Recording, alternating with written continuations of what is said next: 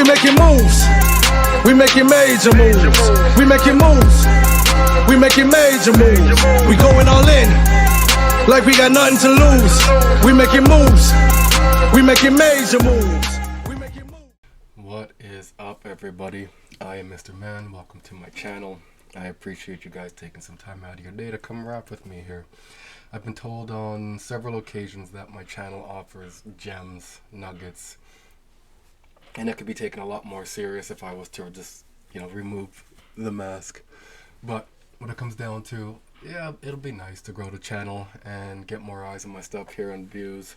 But at the end of the day, it is what it is. If the channel grows, cool. If the channel doesn't grow, cool. I'm not looking to, cave into what YouTube's demands are to try and get me to not say certain things. I'm going to say certain things. I'm going to talk about COVID. I'm going to talk about these fake injections. I'm going to talk about crypto. I'm going to talk about everything. The Epsteins, Jamie Dimon, whatever it is. I'm not going to try and play like, how do I say this without saying that? Too bad. I'm going to say this. If they blow the channel up, it is what it is. I want to bring the news, and I'm not going to be silent and be instructed on how I can present it. So whatever, YouTube. So today we're going to be talking about marketing. It's all about marketing. And with marketing, it's the story being told. With real estate, when you're looking to, purchase real estate without utilizing your own money, the way to do that is to have a story as well, because you have to market your skills and ability to have somebody want to invest in you. This is how you raise capital, because you want them to see your vision.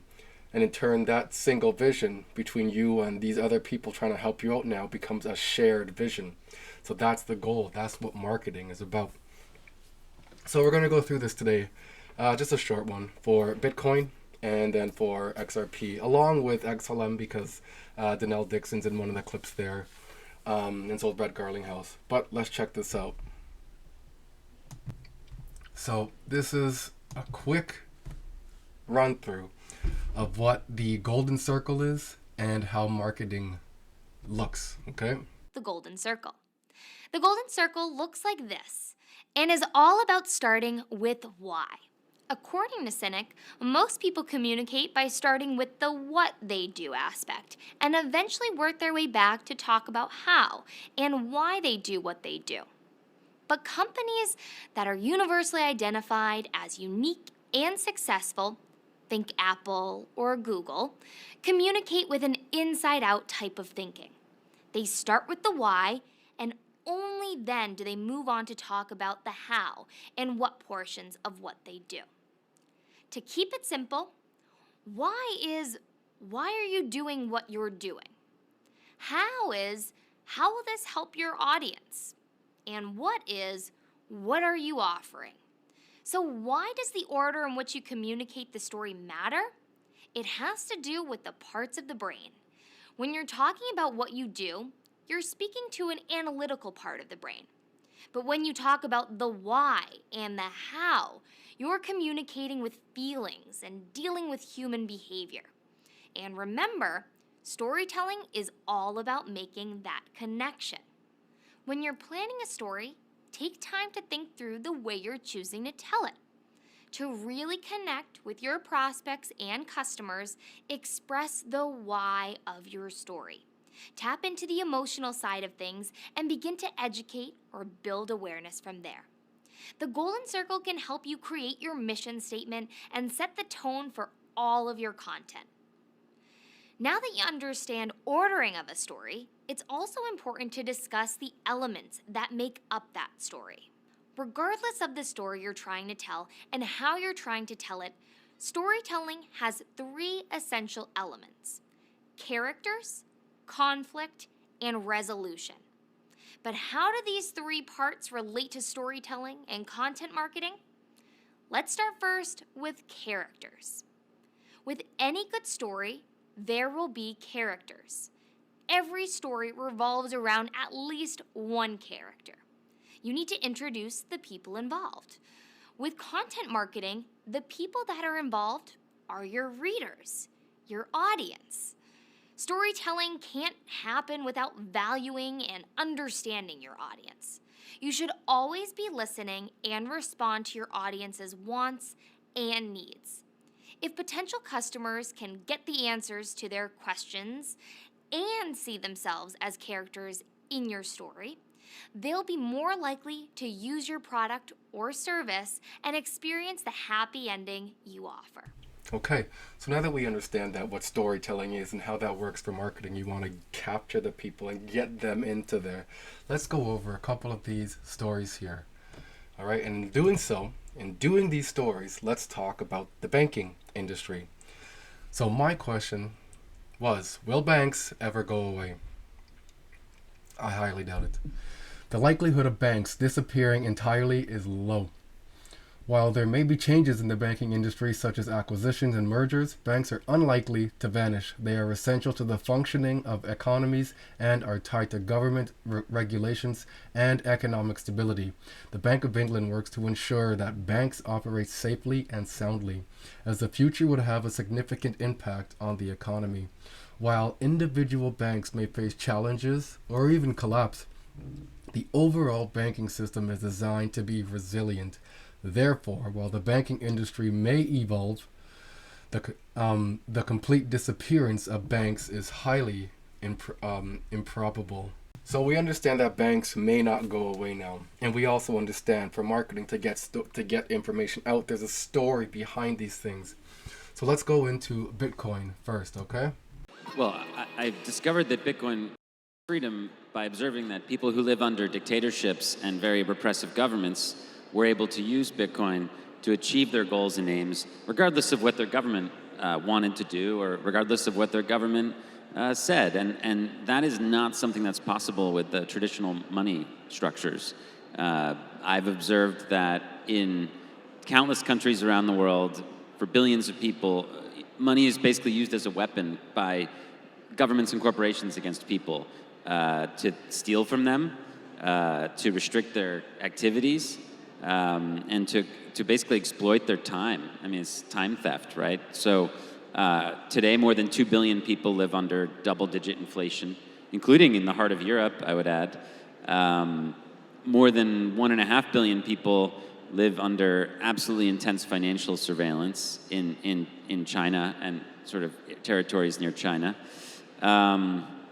And far, far more than that live in societies where they don't have the same kind of financial access to markets and applications that we do in the United States. So for most people around the world, you know, they're living in a situation where they don't have the same financial abilities as we do. There's 4.3 billion people who live under authoritarian governments in 95 countries, and those are, you know, people who live under arbitrary rule of law. They don't have property rights. So in some sense, like, the reason why Bitcoin is freedom is it gives anybody with internet access, and we can get to that, property rights for the first time in history. They've never had actual property rights before. Property rights is something that the state kind of like gives out at its pleasure, and you kind of need the state to protect your property rights. Bitcoin gives anyone actual property rights that they can defend themselves with math to a very reasonable degree, and that to me is pretty much a revolution. And one of the So that's the story with Bitcoin. Bitcoin is freedom. Hurrah, hurrah, we're getting away from the government. The government can't stop us. The banks can't stop us. Nobody can stop us because we've been gifted from this unknown individual something that we need internet to use. Okay? And not everybody knows how to use Bitcoin. Not everybody knows what Bitcoin is. Not many people care what Bitcoin is. As we spoke about in the last session, there was 2.76% of the world that know about Bitcoin, which left 97 point whatever that decimal is % of the world that have no idea what Bitcoin is. Okay? And again, I want to say the PSYOP in all of this is the Canadian Truckers Rally. You always hear this. The Canadian Truckers Rally, where the government and banks could freeze other people's banking accounts so they use Bitcoin to skirt around them. You know, that's the whole saying behind that. Bitcoin is freedom. Ray. Let's go into Ripple, XRP. Okay, this is from 2019. This is Finext conference session. This is with Ryan Gaylor, Ripple. He is the head of something, or rather, I don't remember. FinTech, Treasury, and Capital Markets. That's what it is. So listen to what he has to say here. Listen to Ripple's story now.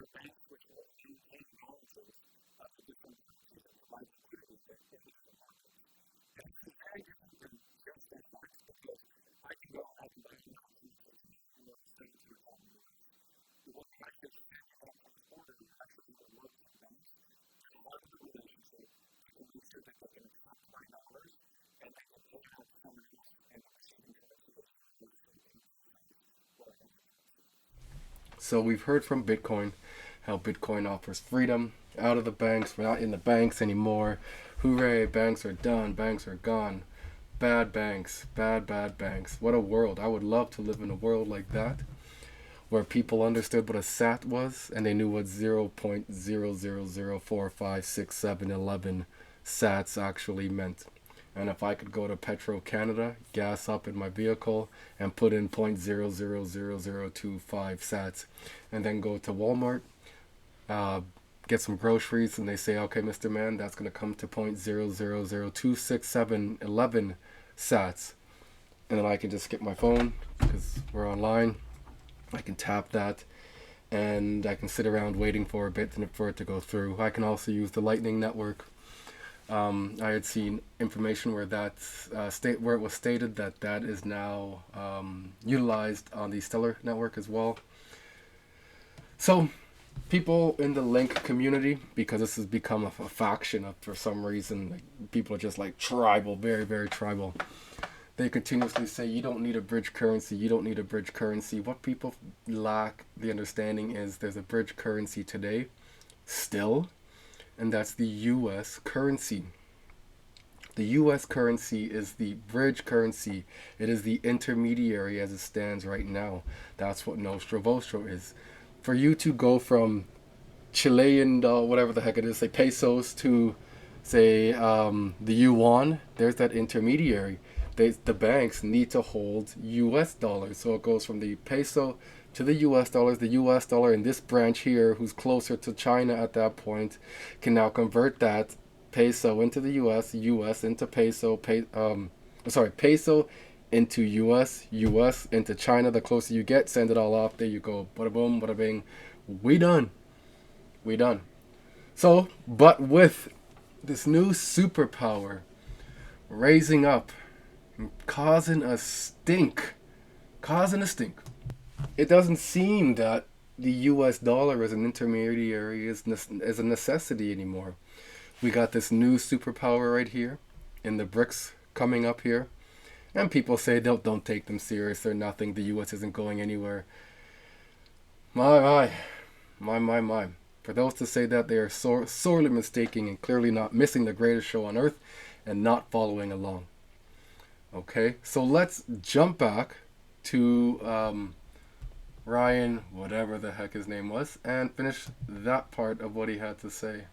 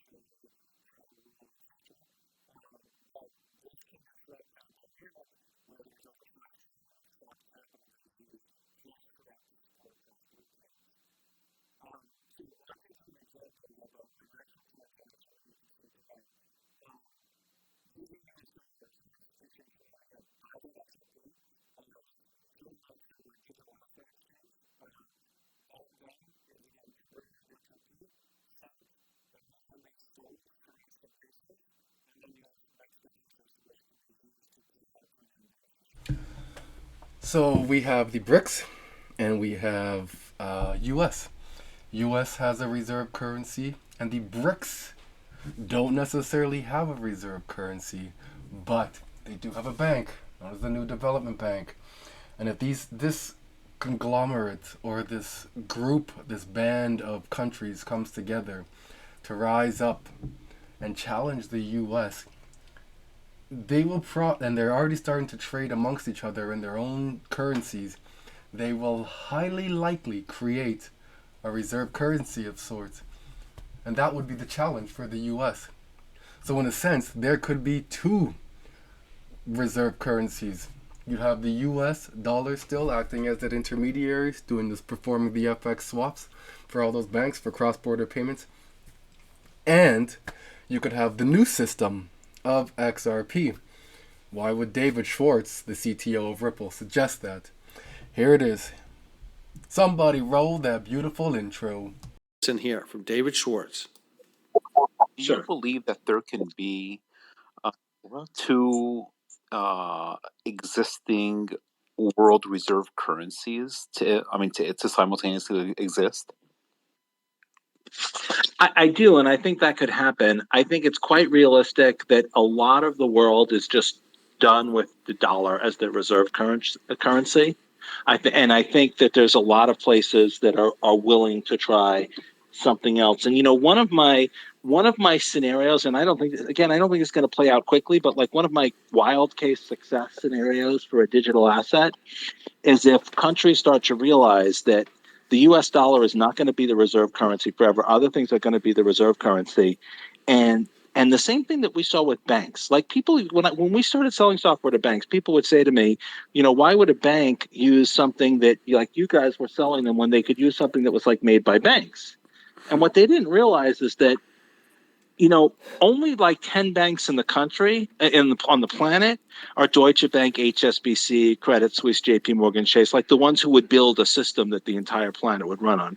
For the rest of the banks, that's 6,000 smaller banks, those are their biggest, strongest competitors. Those are the entities they hate the most. They would not want to use the system built and maintained by them because it's going to be biased in favor of them, their biggest and strongest competitors. And I think the same thing could happen to nations. Like every nation would love for their currency to be the world reserve currency. That's helped the US, that's grown the US economy, quote unquote, unfairly by leaps and bounds for decades. And every other country would be like, yeah, we'd like to have the world's be the world's reserve currency. But the only countries that could possibly pull it off is the US holding its position, maybe the EU, maybe Russia, maybe one or two others. But realistically, most countries know that if there's going to be a new world reserve currency that's a country's currency, it's not going to be them. And so they might actually prefer a currency that nobody can control to one that's controlled by their largest geopolitical rivals. And so that's like what I think is the biggest possible success scenario for digital assets. If these countries are like, okay, well, the US dollar can't hold on forever, but it's not going to be our currency because no one's going to want to repeat the US dollar scenario. Nobody but the EU wants the EU to replace the dollar, right? Nobody but Russia wants the ruble to replace the dollar. Nobody but China wants the yuan to replace the dollar. So maybe they could settle on a currency that nobody could control rather than one controlled by their most powerful geopolitical rival. So if you want a success scenario, that's the one that I think is the most likely. But the money question is how do you? Well, very quickly here before we get to the second. So just going back to here, we're back at the marketing again. We are talking about the why. Why would countries relinquish the US dollar as the reserve currency? Why would they want to remove that intermediary who can restrict banks from utilizing another currency and the US currency? Why would other currencies not want to perform an FX swap that's faster than hopping on a plane and flying to the next country as opposed to just doing the correspondent hop itself take longer than a regular? Why would anybody want this old system that we've been living in already? Why would they? Right? Ask the two Canadians who moved from Canada to Wales and who used RBC to transfer their life funds and had lost their life funds and in the process of due to the correspondent banking. Now picture if we were to implement Bitcoin as this world reserve of sorts, where Bitcoin was created as a peer-to-peer thing, so that alone can't be a world reserve currency already if it's a peer-to-peer thing. So picture Bitcoin where people are their own sovereign entities now and have to take care of their own selves and have the Bitcoin wallets and their Bitcoin keys and nobody else can know these things, and people don't take care of things like that. Alright, like this is their money. I'm not going to take care of things like that at all. To have a small little ledger or a small, LPAL or a decent wallet or anything along those lines, SafePal wallet. They're not going to want to do all that. They're going to want to have someone do it for them. They can walk into their trusted bank or go onto their trusted app where their custodian has always been there for them. This is what they know. This is who they trust. This is who they love. You out there might have an issue and be like, hurrah, freedom, down with the government, down with the rules, down with the whatever. That's good on you. But you are a small percentage of the world. I feel that way as well. Believe me, I don't trust the government. I could care less what the government does. I don't trust them banks. I could care less what the banks do. But at the same time, I'm also very keen and wise to know that the banks are not going anywhere. They are not going anywhere. Against what I want. It doesn't matter what I want. Against what I want, the banks will still be there, irregardless of what I want. All right? They're going to merger and acquire other banks and just carnivorize them and just grab and grab and grab and grab and grab and grow and grow and grow. And then they're going to become conglomerates still. But then you're going to have other small things popping up. But where is all that going still? Back up to the top again. Banks are not going anywhere. It's just the structure of how they will look is changing. That's what is changing, okay?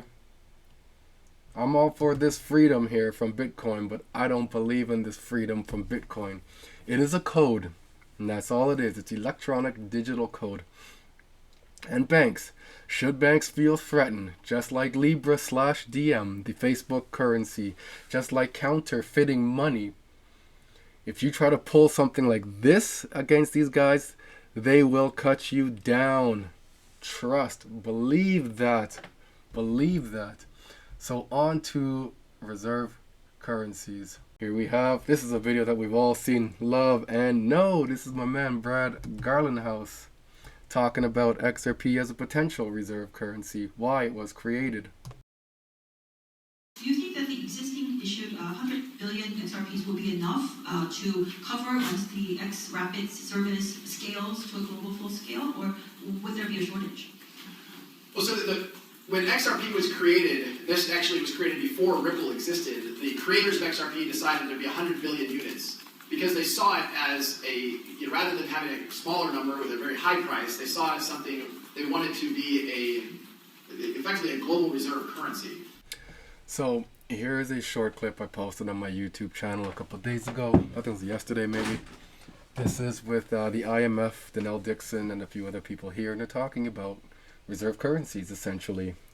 Listen to this conversation here. And there has been a recognition that in the digital realm, central banks need to quickly adopt a new framework. I know as I'm listening to the other speakers talking about currencies, it's a loose term. People just say, well, we can trade this currency or that currency or make up a new currency. And we have to be careful when we talk about currency because currency is essentially a sovereign instrument. And in every country, it is underpinned by the law of the nation, or in some cases, the law of the union. And these currencies represent a liability on the central bank. It is not a casual instrument where someone wakes up and says, now I have cooked up a new currency because my latest technology allows me to define it as a currency. It doesn't work that way. So the point that you're raising, Dong, is that we have sovereign instruments that are underpinned by the law of the nation that creates a currency that works within the nation's boundaries. Now, rising above that, we have some international reserve currencies.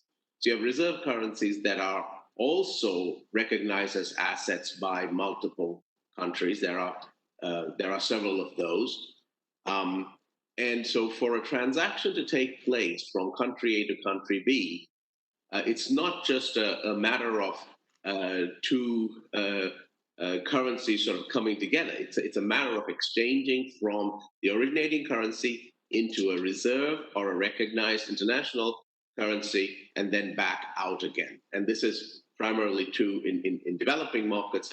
In developed markets where the country's currency happens to be a reserve currency, well, there's essentially only one exchange that takes place, or the recipient is willing to accept the reserve currency.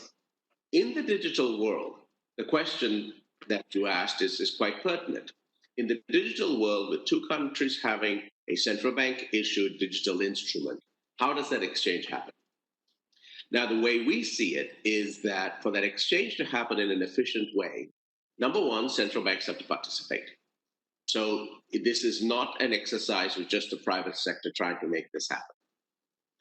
The bilateral nature of two central banks that are in the payment flow have to participate because they become ballast, basically underwriting their own currency on what we call or what we would think about as an international cross-border bus. Once they are the ballasts on this cross-border bus, private sector participants can participate because they're essentially regulated by their in-country central bank, and the rules of the road are pretty well defined. And so there can be a direct connection between private sector participants in country A and private sector participants in country B. In the middle, there has to be an automated mechanism for the exchange to take place, meaning country A's originating currency gets converted into an exchange currency, and country B then subsequently turns it back into the local currency. And this whole process can be automated as long as the security boundaries of the bus are secure.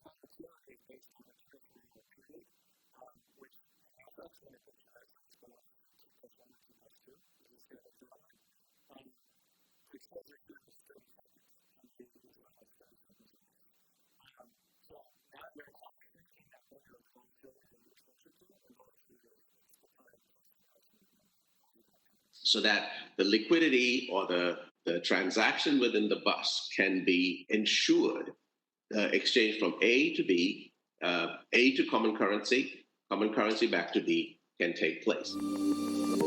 Many banks have over 1,000 active Nostro accounts that collectively hold hundreds of millions of dollars. This isn't uncommon. It's simply the cost of doing business in transaction banking. This creates several problems for banks. First, it's inefficient. The required funds for large Nostro networks are immense and sit idle. Second, it's costly. The unavoidable manual reconciliations result in high costs. And third, it's risky. The exposure to both counterparty and foreign exchange risk is high. And because of this, we know that solving for real-time payments is only half the battle. The other half is solving for our customers' global liquidity pain points. We're solving these pain points through RippleNet, a global network of financial institutions using the same technology, rules, and governance.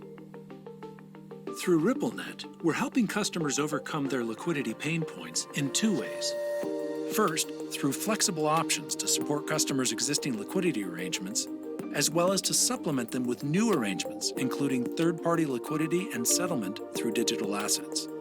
Second, through pathfinding, which is the ability to link multiple liquidity arrangements in a single transaction, smart routing across the network to gain a variety of net new benefits.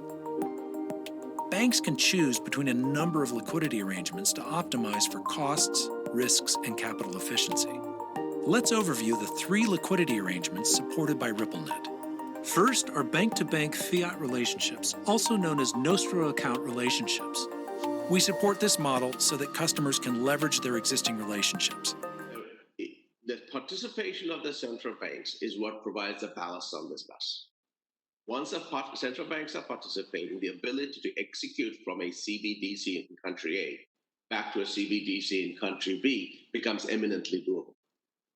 The technology then that allows this to happen has to be essentially adopted by the central banks. And this is what e-currency focuses on, is to really allow central banks to get up to par on the technology such that the private sector participants, whether that be commercial banks, e-money operators, payment service providers, or even new entrants like some of my colleagues are, can then participate on it to allow for this cross-border thing to happen.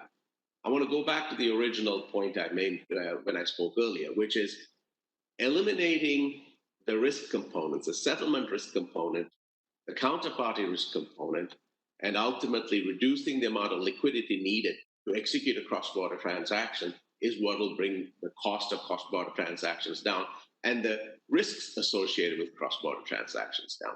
So that's what we try to enable. So we've heard Ripple's story now. That may not be necessarily about Ripple, that last part there. That was a conference with including Danelle Dixon of Stellar. That very well could include Stellar. Stellar seems very, very, very similar to what XRP can do. And and that's what Ripple's offering XRP.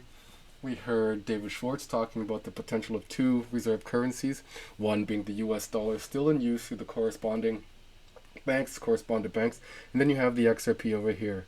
Essentially, we are holding 2 systems right now. So there are 2 essentially reserve currencies, because out in the east end of the world, with the BRICS nations, the Brazil, the Russia, the India, the Chinas, the South Africas, Turkey, Saudi Arabia's, we have Argentina, we have Mexico, we have 20 other applicants waiting to go to. They have started to de-dollarize. So their reserve currency is not the US dollar. They haven't come to a consensus of what a reserve currency is. Coincidentally, they're all the different reserve banks or central banks out there are partnered with Ripple. From Brazil, partnered with Ripple. They use the PIC system. From Russia, I forget what their system's called. Russia had done studies in 2019, 2021 with Ripple. I believe they're partnered with them as well. India, we all know well they're partnered with Ripple. China, definitely partnered. PBOC HKMA for the EHKD of China and the ECNY. What else is there? South Africa, partnered with them. Saudi Arabia through SEMA definitely partnered with them. Argentina partnered with them. Who else is there? Like, they're all partnered with Ripple. They're all partnered with Ripple. The only ones holding back what's going on and what's to take place is NATO, and that would be Canada, U.S., and Mexico's with them still, even though they're with on applicant over to the BRICS nation as well. So there's a lot going on right now, and if people are blind or have the potential to allow themselves to stay blind to what's going on and say the U.S. dollar is not going anywhere, I don't know what world you're living in. Let me just let Danelle Dixon end this off for you guys, and she'll tell you what it is. Right? I'll let her tell you what it is. So this is something I posted today too. This is during a 90-second speed round Q&A with the host of Paris FinTech Forum, Danelle Dixon, which is the CEO of Stellar, is asked if the US and UK have kept up with innovations, and she responds yes. And she was asked on a scale of 1 to 10, will SWIFT remain a powerhouse in the next coming years? Her answer on a scale of 1 to 10, 3. 3. She's then asked if a challenger payment card will rival Visa and MasterCard, and she responds with a 7. Does she know something from an insider standpoint, or can she just see the fact now, being of the position that she's in, that Visa and MasterCard are trying to innovate from old technology and work themselves into this new stuff? Meanwhile, you can get new rivals now who are born and bred through the blockchain Web3 immediately and go and tackle Visa and MasterCard. Right? That's how Visa and MasterCard came in. Swift was born in 1970 something, sorry. And then you had the Master Charge come through, and then MasterCard came from Master Charge. And now we have these new rivals coming in on the Web3 directly. Let's jump into this.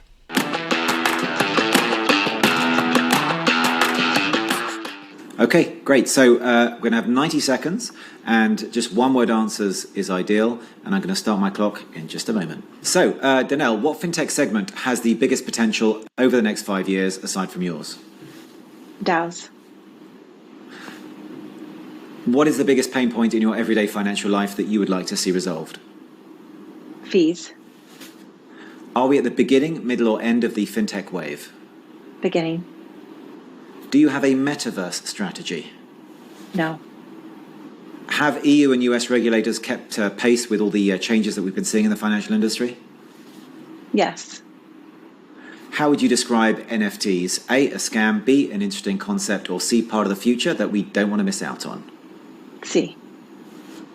Have you ever invested in crypto yourself? Yes. Are physical points of sales part of the future of finance? Yes. Out of 10, which of the following is the most likely to happen in the next 10 years? That one of the neobanks will be as profitable as a top-tier legacy bank? 6. CBDCs become a mainstream reality in the US and EU, or EU? And I say 7. You'll be able to open a crypto account at a top-tier bank? 10. SWIFT will still be the main tool for transferring money around the world? 3. A new card or non-card based rival will emerge to challenge Visa, MasterCard and the like? 7. And finally, that we will see a top-tier bank or insurer bought by a fintech? Absolutely. 10. Beautiful. I could go on and give you the rest of Bitcoin's story, but to me it seems like a losing story. If all they're after is freedom on some old, archaic, simple, basic protocol that is in a siloed island on its own, a single ledger that doesn't connect with anything, needs help to connect with anything, not agnostic, not currency agnostic, a single, currency that's illegal or soon to be illegal because it's outside of the banking industry. You have to feed it fiat currency through an exchange to get Bitcoin. So what value is it storing? It's storing your fiat currency, essentially. Who's going to use it? 2.76% or 2.74% of the people, unless there's education out there to help teach people in commercials or whatever, to help them get onto Bitcoin and to let them realize that they can lose all their Bitcoin should they not custody their stuff correctly. There's no one to call, there's nothing to do, there's nowhere to reverse it. They will lose everything if they are not careful. Doesn't seem like a technology that has the viability to and sustainability power here in my mind here. Just from what I'm learning. I could be wrong, but I don't think I am at the end of the day. And that's what that is. I'm not cocky, I'm not conceited, it's just straight facts. I'm sorry. This thing does 7 transactions per second, we're talking versus 1500 per second. And people say that that's not possible, I haven't seen it done, I haven't seen it in a live thing yet. And it might not need to be done in a live thing yet. Because RippleNet is a partition of Ripple, of the XRPL itself, a separate one, completely aside from the live one right now, so the banks can utilize it to create these things in the background and see how things work. Of course you want a sandbox, of course you want these things, of course you want to be able to utilize these things and make sure they work for you properly, especially if you're a bank, heavily regulated, and as we all know, banks are not going away anytime soon. Small branches might go away, but physical branches aren't going away yet. Online branches are not going away yet. You're not connecting to downloading a Bitcoin wallet to send Bitcoin to people at that point, unless they want Bitcoin. Unless they want Bitcoin, right? If they are out in Sweden, they want some Swedish dollars. If they're in Canada, they want some Canadian dollars. If they're in US, they want US dollars. If they're in China, they want the yuan, right? Or the Hong Kong dollar. That's what they want. That's what they want. They want to be able to buy stuff still. When Christmas comes around, they want to be able to buy in Christmas. When birthday comes around, they want to be able to buy in Christmas. No one's going out there putting money on exchanges and giving Bitcoin for Christmas. I'm giving XRP for Christmas for sure. I gave XRP for Christmas. I gave coins for Christmas, like silver and gold. Man, I gave the good stuff. I gave XLM, Algorand, I gave Quant. I gave some good ass Christmas gifts. Anyways, that's reserve currencies. That's the two comparisons. Those are the stories there in marketing. That's how the heartstrings tug on the violin. You will get the freedom. You'll get the freedom through Bitcoin, which is technically counterfeiting money outside of the banking system when that's electronic money. And electronic money can go away like that. Or you can stay within the banking system, and as we saw, the banking system isn't going away anytime soon, and you can buy the protocols that they use. Just before I finish this off, so the banking protocol here, so Bitcoin proponents argue that the XRP cryptocurrency has not gained traction among businesses to justify its current valuation. XRP's role in the Ripple's ecosystem is becoming increasingly important in determining the company's overall value. Based on this principle, XRP serves as an internet protocol equivalent to TCP/IP. It is possible to use XRP to convert thinly traded currencies in international markets, also known as narrow banking, and reserve currencies. Reserve currency, as we've gone through last day, not fractional banking. Reserve currency. I do hope you guys found something in this, and I do hope you take some time and reflect on this. I'll catch you on the next one. Nothing but love and respect. Happy New Year's. We making moves. We making major moves. We making moves.